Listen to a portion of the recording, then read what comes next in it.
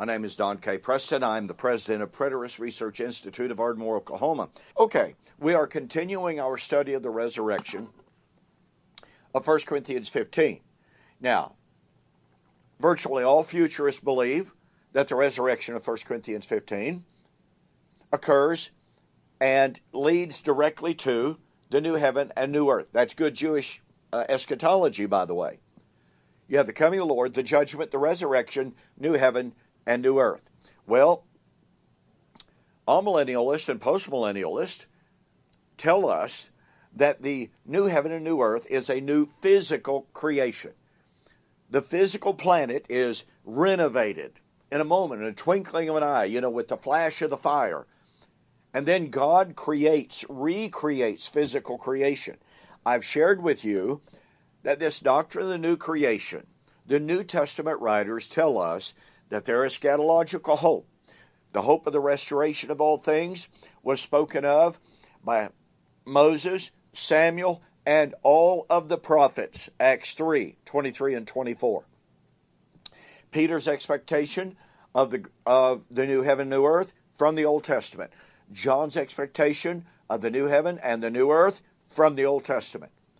Well, we've been looking at Isaiah 65, which is universally admitted to be the fountain from which those expectations flow. And I've been demonstrating to you, showing you from the text that Isaiah 65 cannot be talking about the end of the current Christian age. It predicted the destruction of Old Covenant Israel, leading directly to the new heaven and the new earth. That means that if you put the new heaven and the new earth into the future, it means that Old Covenant Israel remains as God's covenant people until the end of time. It demands that the Old Covenant law of Moses remains valid and binding, imposed until the end of time. You cannot separate the new heaven and the new earth from the destruction of Old Covenant Israel and the creation of a new people with a new name. All right, let me drive that home. In Isaiah 65:17, the Lord said, "Behold, I create new heavens and new earth. The former shall not be remembered or come to mind." Now here's what you need to know about the word remember. In the Hebrew, this is zekar. And zekar can mean one of two things. It can mean simply, let me see, where did I put my car keys? Oh, I remember. There they are. It's used in that sense in the book of Deuteronomy, some 13 times. However, the word zakar also has, many commentators, many scholars have taken note of this, okay? The word zakar has a covenantal significance to it. We find over and over in the Old Testament, God remembered his covenant with Abraham. Well, look, he wasn't simply saying, "Oh yeah, I remember, I made a covenant with Abraham," without bringing to mind the covenantal provisions, both the blessings and the cursings. And thus, when God said in Isaiah chapter 65:17, "I am going to create a new heaven and a new earth. The old shall not be remembered." We have one of two choices. The physical creation, if that's what it's talking about, okay, the physical creation will not even be remembered. Well, how would that be possible? I mean, after all, if you're on the globe, if you're on the heaven, on the earth, and it's suddenly renovated, how can you not have a mental recollection of it? Is God going to just go and remove that memory? No, it's far, far better contextually to see that Yahweh was saying, the new heaven and a new earth. I will create that new heaven and new earth.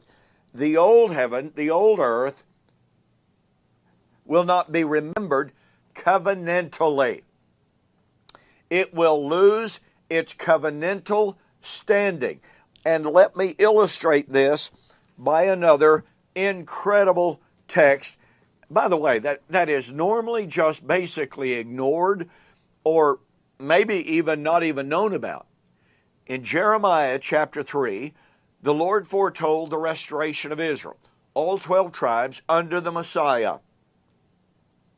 Notice what he says. Now, I got to do this very, very briefly. Jeremiah 3:16. It shall come to pass when you are multiplied and increased in the land in those days, says the Lord, that they will no more say, the ark of the covenant of the Lord. It shall not come to mind, nor shall they remember it. Now watch this. Nor shall they visit it, nor shall it be made anymore.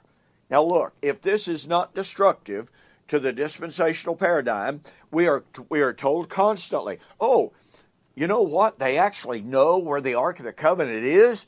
And when the Lord comes back and they rebuild the temple in Jerusalem, the Ark of the Covenant is going to be put there. Wait a minute. Sorry. The Lord said when Israel would be restored in the kingdom, the Ark of the Covenant would not be remembered it, nor would they visit it. It would not be remembered anymore. Wouldn't bring it to mind. Wouldn't bring it to mind how?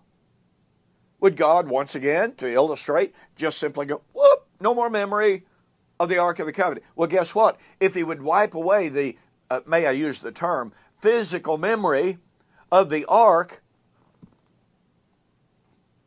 no wonder they wouldn't go visit it. But no, it would not be remembered covenantally. The Ark of the Covenant, meaning God's covenant with Israel contained within the ark, would no longer be remembered. Israel would no longer be God's covenant people. Just like Isaiah 65:17 it teaches, not remembered anymore. These passages are not talking about physical realities. They are talking about covenantal realities.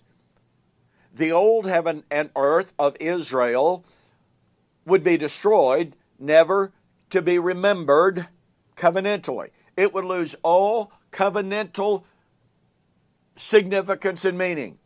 The Ark of the Covenant would not be remembered anymore. It would lose its covenantal standing. See, Isaiah 65, Jeremiah chapter 3 go hand in hand. And you cannot make it be talking about physical heaven and physical earth or of the physical ark. It's covenant remembrance. And what incredible implications are there. We'll try to talk about that just a little bit more as we continue on the flip side. In the meantime, get a copy of my book, The Elements Shall Melt with Fervent Heat, in which I discuss all of this. You see, we have to be able to key in on this covenantal language and to honor it when we're talking about the new heaven and the new earth. We will see you on the flip side.